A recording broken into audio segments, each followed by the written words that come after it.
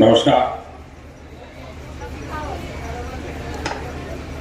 देश के रेल मंत्री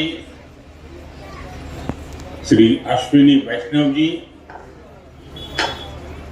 कार्यक्रम में देश के कोने कोने से जुड़े केंद्रीय मंत्रिमंडल के अन्य सदस्य, विभिन्न राज्यों के गवर्नर, मुख्यमंत्रीगण, राज्य मंत्रिमंडल के मंत्रीश्री, सांसदगण, विधायकगण, अन्य सभी महानुभाव और मेरे प्यारे भाइयों और बहनों, विकसित होने के लक्ष्य की तरफ कदम बढ़ा रहा भारत अपने अमृत काल के प्रारंभ में नई ऊर्जा है, नई प्रेरणा है, नए संकल्प है। इसी आलोक में आज भारतीय रेल के इतिहास में भी एक नए अध्याय की शुरुआत हो रही है। भारत के करीब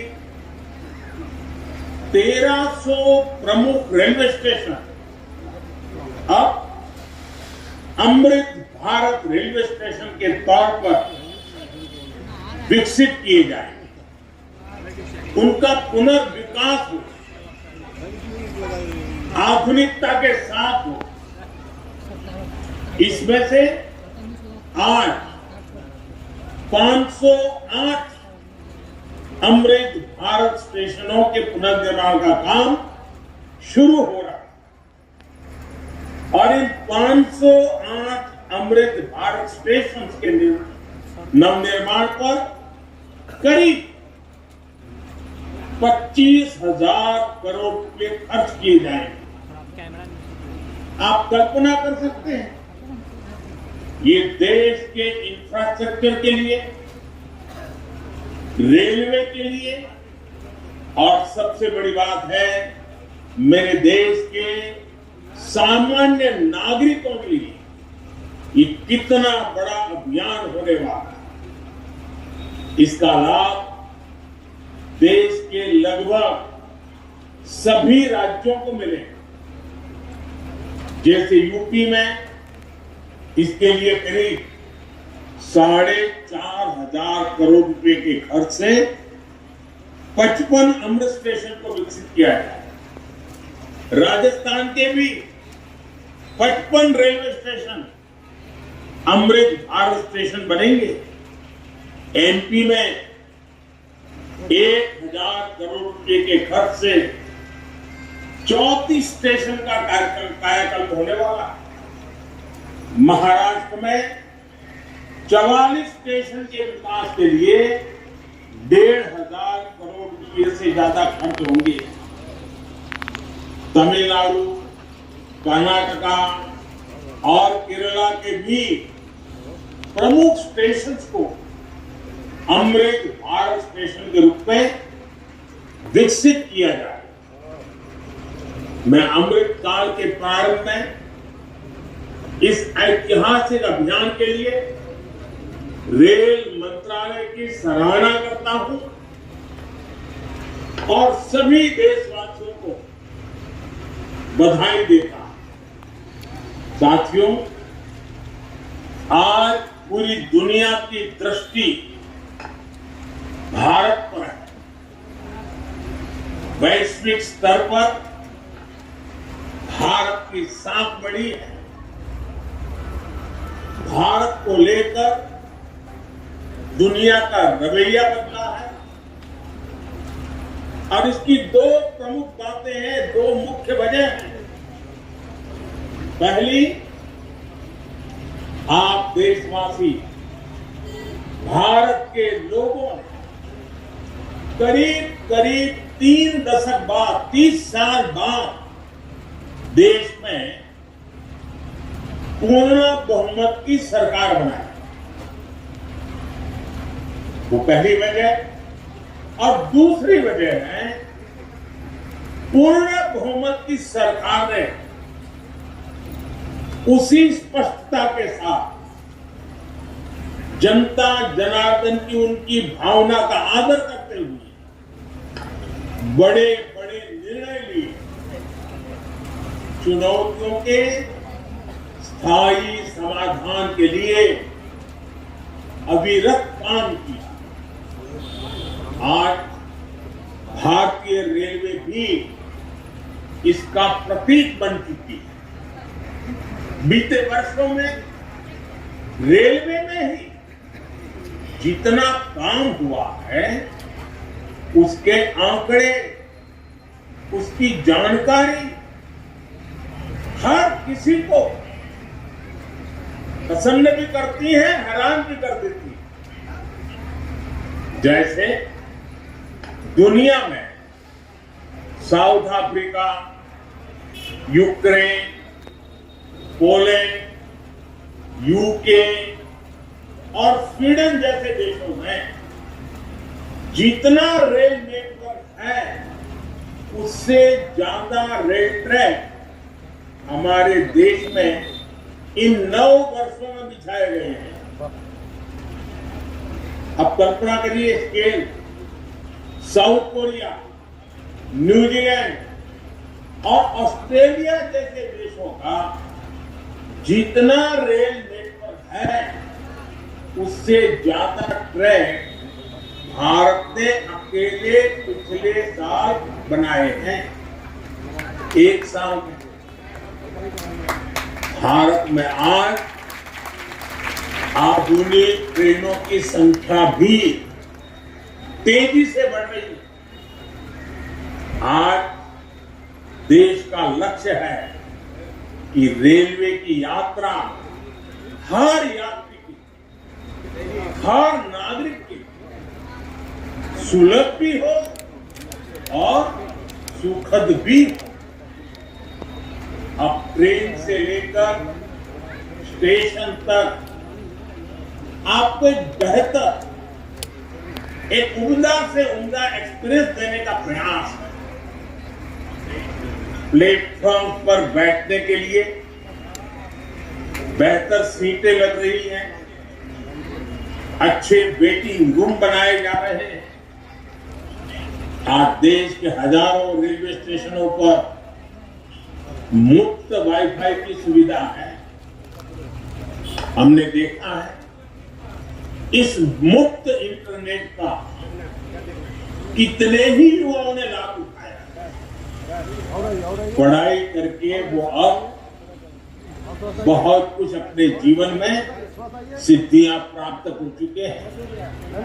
साथियों, ये इतनी बड़ी सिद्धियां हैं, जिस प्रकार से रेलवे में काम हुआ है,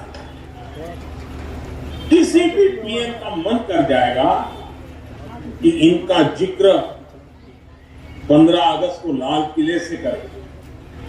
और जब 15 अगस्त सामने है तो मन बहुत ही लालायित होता है कि उसी दिन इसकी चर्चा करूं। लेकिन आज ये इतना विराट आयोजन हो रहा है, देश के कोने कोने से लोग जुड़े हैं, इसलिए मैं अभी ही इस बात पर इतने विस्तार से चर्चा कर रहा हूं। साथियों, रेलवे को हमारे देश की लाइफलाइन कहा जाता है, लेकिन इसके साथ ही हमारे शहरों की पहचान भी शहर के रेलवे स्टेशन से जुड़ी होती है। समय के साथ ये रेलवे स्टेशन अब हार्ट ऑफ द सिटी बन गए। शहर की सारी प्रमुख गतिविधियां रेलवे स्टेशनों के आसपास ही होती है। इसलिए आज बहुत आवश्यक है कि हमारे रेलवे स्टेशनों को नए आधुनिक स्वरूप में ढाला है। रेलवे की जगह का ऑप्टिमम यूटिलाइजेशन किया। साथियों, जब देश में इतने सारे नए आधुनिक स्टेशन बनेंगे तो उससे विकास को लेकर एक नया माहौल भी बनेगा।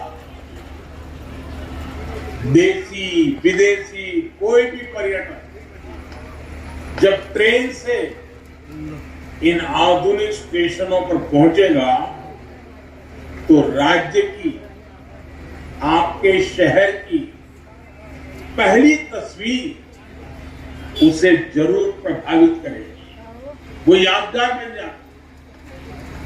आधुनिक सेवाओं के कारण पर्यटन को बढ़ावा मिलेगा, स्टेशन के आसपास अच्छी व्यवस्थाएं होने से आर्थिक गतिविधियों को भी बढ़ावा मिलेगा।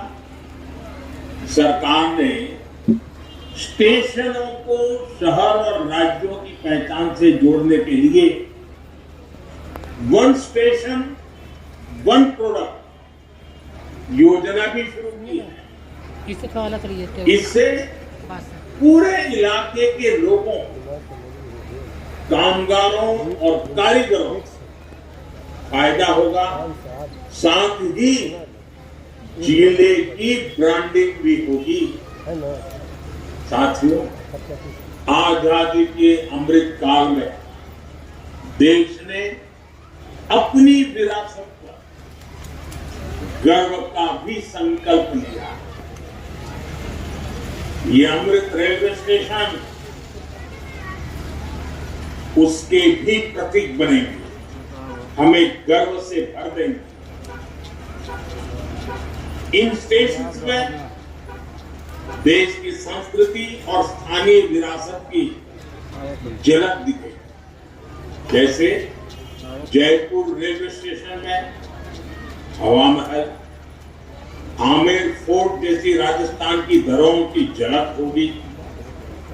जम्मू कश्मीर का जम्मू तवी रेलवे स्टेशन प्रसिद्ध रघुनाथ मंदिर से प्रेरित होगा। नागालैंड के दिमापुर स्टेशन पर वहां की 16 जनजातियों की लोकल वास्तुकला दिखाई देगी। हर अमृत स्टेशन शहर की आधुनिक आकांक्षाओं और प्राचीन विरासत का प्रतीक बने। देश के विभिन्न ऐतिहासिक स्थलों और तीर्थ स्थानों को जोड़ने के लिए इन दिनों देश में एक भारत गौरव यात्रा ट्रेन, भारत गौरव टूरिस्ट ट्रेन की चल रही है। शायद आपके ध्यान में आया होगा, उसको भी मजबूती दी जा रही है। साथियों, किसी भी व्यवस्था को ट्रांसफॉर्म करने के लिए जरूरी होता है कि हम उसके पोटेंशियल को पहचानें। भारतीय रेल में तो ग्रोथ को रफ्तार देने का अपार पोटेंशियल है। इसी सोच के साथ बीते 9 वर्षों हमने रेल में रिकॉर्ड इन्वेस्टमेंट किया। इस साल के रेलवे को 2.5 लाख करोड़ रुपए से ज्यादा का बजट दिया गया है। ये बजट 2014 की तुलना 5 गुना ज्यादा है। आज एक होलिस्टिक सोच के साथ रेलवे के समग्र विकास के लिए काम हो रहा है। इन 9 वर्षों में लोकोमोटिव उत्पादन में भी 9 गुना की वृद्धि हुई है। आज देश में पहले की अपेक्षा 13 गुना ज्यादा HLP कोच बन रहे हैं। साथियों, नॉर्थ ईस्ट में रेलवे के विस्तार को भी हमारी सरकार ने प्राथमिकता दी।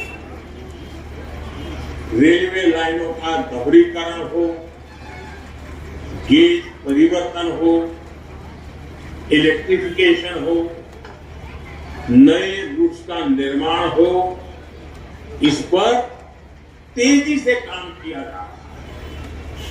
जल्द ही पूर्वोत्तर के सभी राज्यों की राजधानियां रेलवे नेटवर्क से जुड़ जाएगी।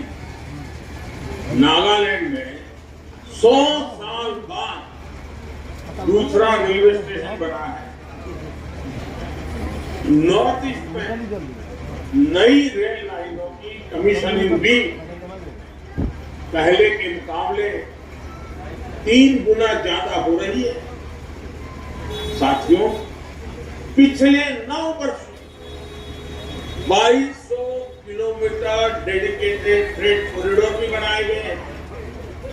इसकी वजह से माल गाड़ियों के ट्रेवल टाइम में काफी कमी आई है।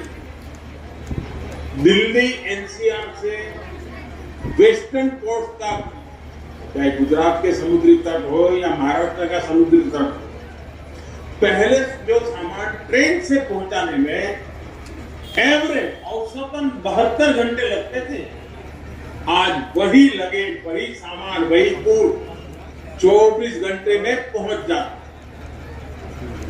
ऐसे ही दूसरे रूट्स पर भी टाइम में 40% की कमी आई है। ट्रैवल टाइम में कमी आने का मतलब है कि मालगाड़ियों की गति बढ़ी है और सामान भी अब ज्यादा तेजी से पहुंच रहा है।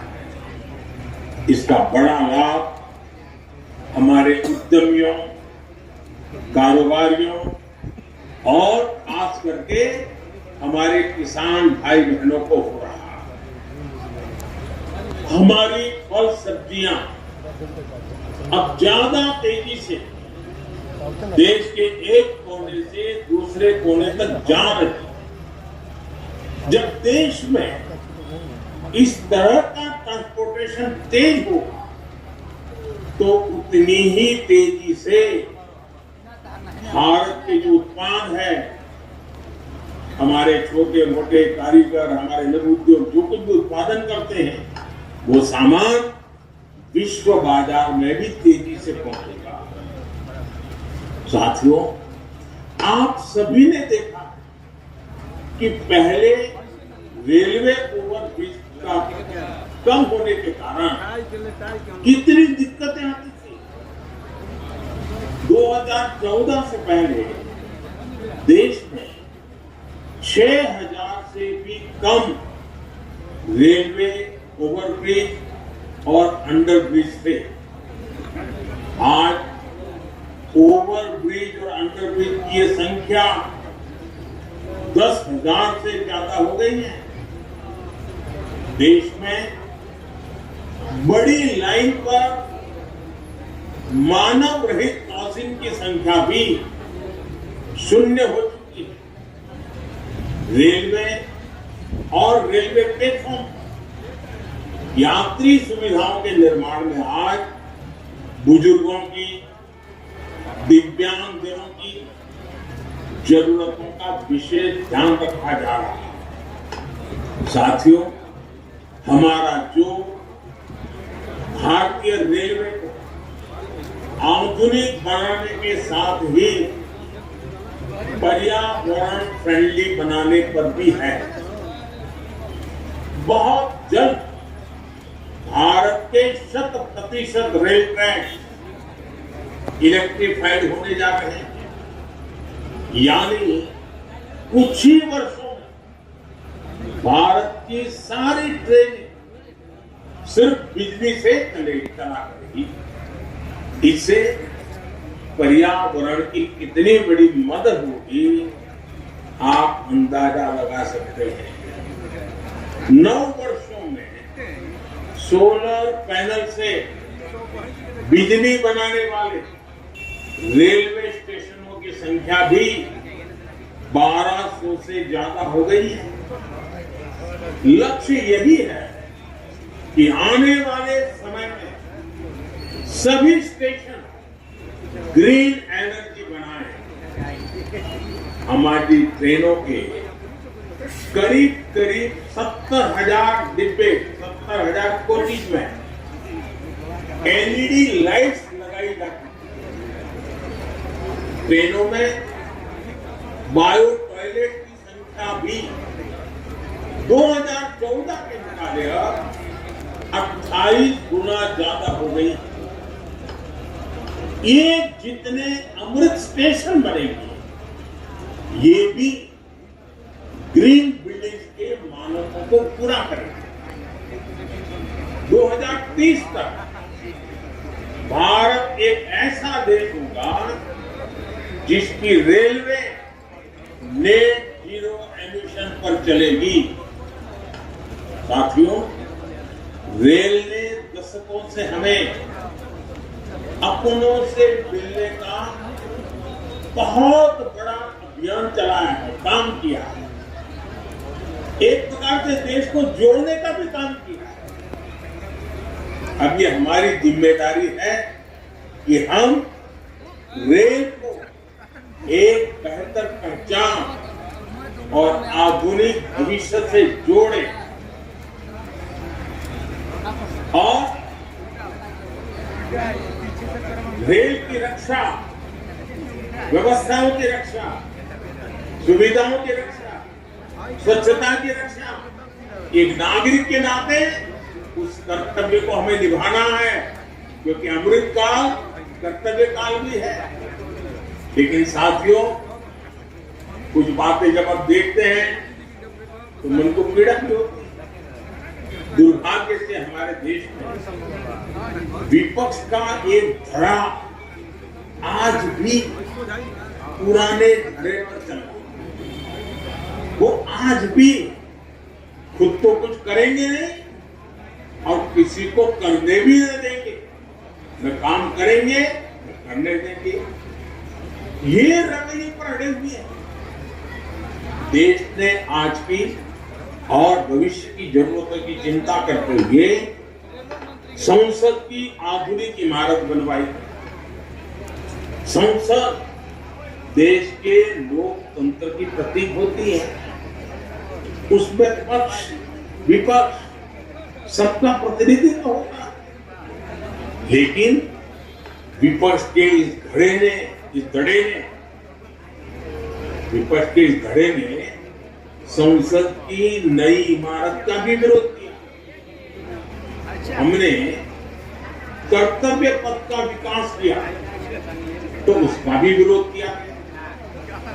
इन लोगों ने 70 साल तक देश के वीर शहीदों के लिए वॉर मेमोरियल तक नहीं बनाया। जब हमने नेशनल वॉर मेमोरियल बनाया, उसका निर्माण किया, तो इसकी भी सरेआम आलोचना करते उनको शर्म नहीं आई। सरदार वल्लभ भाई पटेल का स्टैच्यू ऑफ यूनिटी आज दुनिया की सबसे बड़ी मूर्ति है। हर हिंदुस्तानी को गर्व होता है। अब कुछ राजनीतिक दल चुनाव के समय तो सरदार साहब को याद कर लेते हैं, लेकिन आज तक इनका एक भी बड़ा नहीं। स्टैच्यू ऑफ यूनिटी में जाकर के सरदार साहब की भव्य प्रतिमा के न दर्शन किए न उन्हें नमन किया। लेकिन साथियों, हमने देश के विकास को इस सकारात्मक राजनीति से आगे बढ़ाने का फैसला है और इसलिए नकारात्मक राजनीति से ऊपर सकारात्मक राजनीति के मार्ग पर एक मिशन के रूप में हम चल रहे हैं। किस राज्य में किसकी सरकार है, कहां किसका वोट बैंक है, इस सब से ऊपर उठकर हम पूरे देश में विकास को सर्वोच्च प्राथमिकता दे रहे हैं। सबका साथ, सबका विकास, ये धरती पर चरितार्थ करने के लिए जी जान से जुटे। साथियों, पिछले वर्षों में रेलवे युवाओं को जॉब देने का का भी बहुत बड़ा जरिया बनी है। करीब 1.5 लाख से ज्यादा युवाओं को अकेले रेलवे में पक्की नौकरी मिली है। इसी तरह इंफ्रास्ट्रक्चर पर लाखों करोड़ के निवेश से लाखों युवाओं को रोजगार मिल रहा है। इस समय केंद्र सरकार 10 लाख युवाओं को नौकरी देने का अभियान भी चला रही है। रोजगार मेलों में लगातार युवाओं को नियुक्ति पत्र मिल रहे हैं। ये बदलते भारत की वो तस्वीर है जिसमें विकास युवाओं को नए अवसर दे रहा है और युवा विकास को नए पंख लगा रहे हैं। साथियों, आज इस कार्यक्रम में बहुत सारे स्वतंत्रता सेनानी हमें आशीर्वाद देने के लिए उपस्थित हैं। कई पद्म सम्मान प्राप्त महानुभाव भी इस कार्यक्रम की शोभा बढ़ा रहे हैं। हर भारतीय के लिए अगस्त महीना बहुत विशेष महीना होता है। ये महीना क्रांति का महीना, कृतज्ञता का महीना, कर्तव्य भावना का माह। अगस्त में कितने ही ऐतिहासिक दिवस आते हैं जिन्होंने भारत के इतिहास को नई दिशा दी और आज भी हमें प्रेरित करते हैं। कल 7 अगस्त को पूरा देश स्वदेशी आंदोलन को समर्पित नेशनल हैंडलूम डे मनाएगा। 7 अगस्त की ये तारीख हर भारतीय के लिए वोकल फॉर लोकल होने के संकल्प को दोहराने का था। कुछ ही दिनों बाद गणेश चतुर्थी का पवित्र पर्व भी आने वाला है। हमें अभी से इको फ्रेंडली गणेश चतुर्थी की तरफ जाना है। हम कोशिश करें कि गणपति बप्पा की प्रतिमाएं इको फ्रेंडली मटेरियल की बनी हो।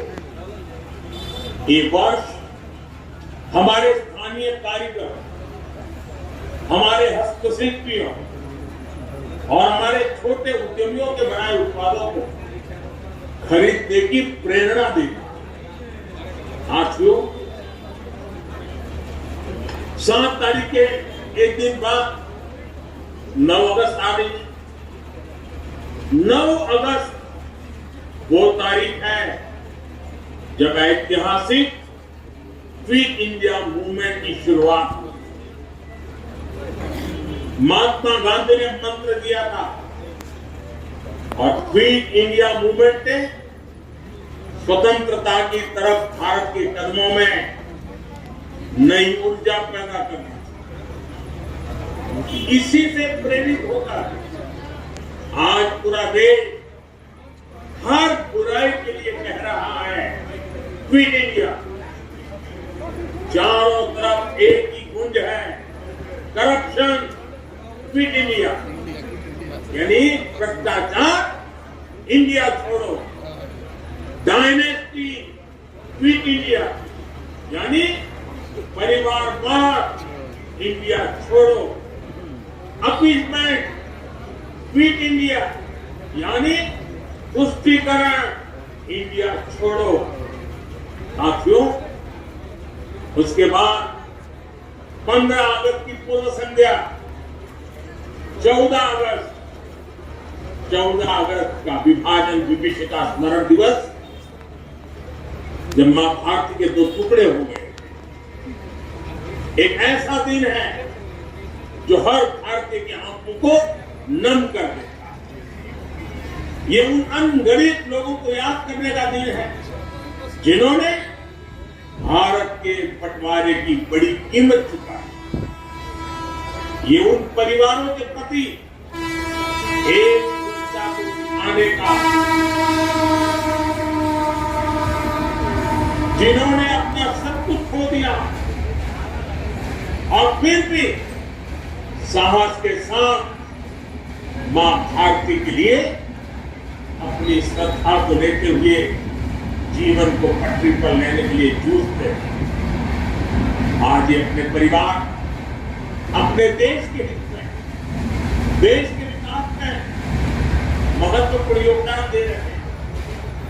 और साथियों, 14 अगस्त विभाजन विभीषिका दिवस, मां भारती के टुकड़ों का वो दिन हमें भविष्य में मां भारती को एक रखने की जिम्मेवारी भी देता है। अब इस देश को किसी भी तरह से कोई नुकसान न हो पाए, ये संकल्प करने का समय भी ये विभाजन विभीषिका दिवस 14 अगस्त है। साथियों, देश का हर बच्चा, बुजुर्ग, सबको 15 अगस्त का इंतजार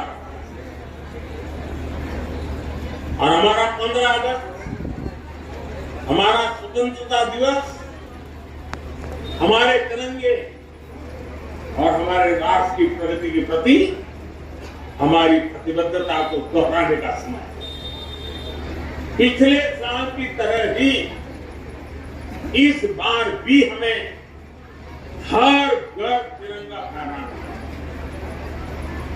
हर घर तिरंगा, हर दिल तिरंगा, हर मन तिरंगा, हर मकसद तिरंगा, हर सपना तिरंगा, हर संकल्प तिरंगा। मैं देख रहा हूं कि अनेक साथी आजकल सोशल मीडिया पर अपनी तिरंगे वाली डीपी अपडेट कर रहे हैं। हर घर तिरंगा के उद्घोष के साथ फ्लैग मार्च भी निकाल रहे हैं। मैं आप सभी देशवासियों, विशेष रूप से युवाओं को हर घर तिरंगे इस आंदोलन से जुड़ने का और इसका प्रचार प्रसार करने का भी आग्रह करता हूं। साथियों, लंबे समय तक हमारे देश के लोग यही सोचते थे कि वो जो टैक्स चुका रहे हैं उसका कोई मतलब नहीं है। उन्हें लगता था कि उनकी मेहनत से कमाए हुए पैसे को भ्रष्टाचार में उड़ा दिया जाएगा। लेकिन हमारी सरकार ने इस धारणा को बदल दिया। आज लोगों को महसूस होता है कि उनके पैसे का पाई का उपयोग राष्ट्र के निर्माण में हो रहा है। सुविधाएं बढ़ रही है, ईज ऑफ लिविंग बढ़ रही है। जो मुसीबतें आपको झेलनी पड़ी वो आपके बच्चों को झेलनी न पड़े, उसके लिए दिन रात काम हो रहा है। इसका परिणाम ये है कि टैक्स भरने वाले लोग विकास के प्रति एक विश्वास बढ़ा है और उसके कारण टैक्स देने वालों की संख्या भी बढ़ गई। एक समय जब देश में 2 लाख रुपए की इनकम पर टैक्स लग जाता था, आज ये मोदी की गारंटी देखिए, आज 7 लाख रुपए तक की इनकम पर कोई टैक्स नहीं लगता। इसके बावजूद देश में जमा होने वाली इनकम टैक्स की राशि भी लगातार बढ़ रही है, जो विकास के काम आ रही है। इसका स्पष्ट संदेश है कि देश में मध्यम वर्ग का दायरा लगातार बढ़ रहा है। अभी 5 दिन पहले इनकम टैक्स रिटर्न भरने की आखिरी तारीख गुजरी है। इस साल हमने देखा है कि इनकम टैक्स रिटर्न भरने वालों की संख्या 16% बढ़ी है। ये दिखाता है कि लोगों का देश की सरकार पर देश में हो रहे नवनिर्माण पर और विकास की कितनी जरूरत है, इस बात पर भरोसा कितना बढ़ रहा है। लोग आज देख रहे हैं कि देश में किस तरह रेलवे का कायाकल्प हो रहा है, मेट्रो का विस्तार हो रहा है। लोग आज देख रहे हैं कि देश में किस तरह एक के बाद एक नए एक्सप्रेसवे बनाए जा रहे हैं। लोग आज देख रहे हैं कि देश में किस तरह तेजी से नए नए एयरपोर्ट बनाए जा रहे हैं, नए नए अस्पताल बनाए जा रहे हैं, नए नए स्कूल बनाए जा रहे हैं। जब लोग इस तरह का बदलाव देखते हैं तो ये एहसास और मजबूत होता है कि उनके पैसे से नए भारत का निर्माण हो रहा है। आपके बच्चों के उज्जवल भविष्य की गारंटी इन सब कामों में गारंटी है। हमें इस विश्वास को दिनों दिन और मजबूत करना है। और भाई बहनों, ये जो 508 रेलवे स्टेशनों का आधुनिकीकरण हुआ है ना, ये भी उसी दिशा में उठाया गया कदम है। मैं आपको विश्वास दिलाता हूं, अमृत भारत स्टेशन भारतीय रेल के इस कायाकल्प को एक नई ऊंचाई दें।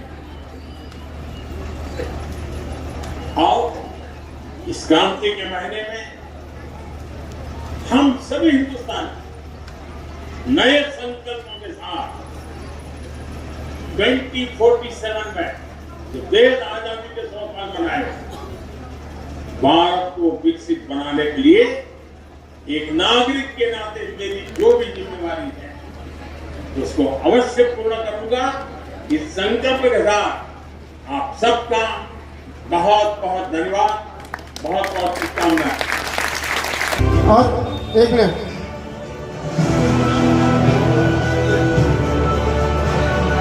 और हमारे बीच दो महिलाएं भी हैं, इनको न भूलें। जिला परिषद सदस्य और ये बहुत ही ऐतिहासिक पल बाबा परमेश्वर नाथ के धरती पे। मैं श्री शंभुनाथ पांडे जी से भी आग्रह करता हूं कि आए। श्री शंभुनाथ पांडे जी, श्री भोला सिंह जी, श्री जीवन कुमार जी, जिनके मुख्य अतिथि और आदरणीय प्रधानमंत्री के नेतृत्व में ये विकास आगे और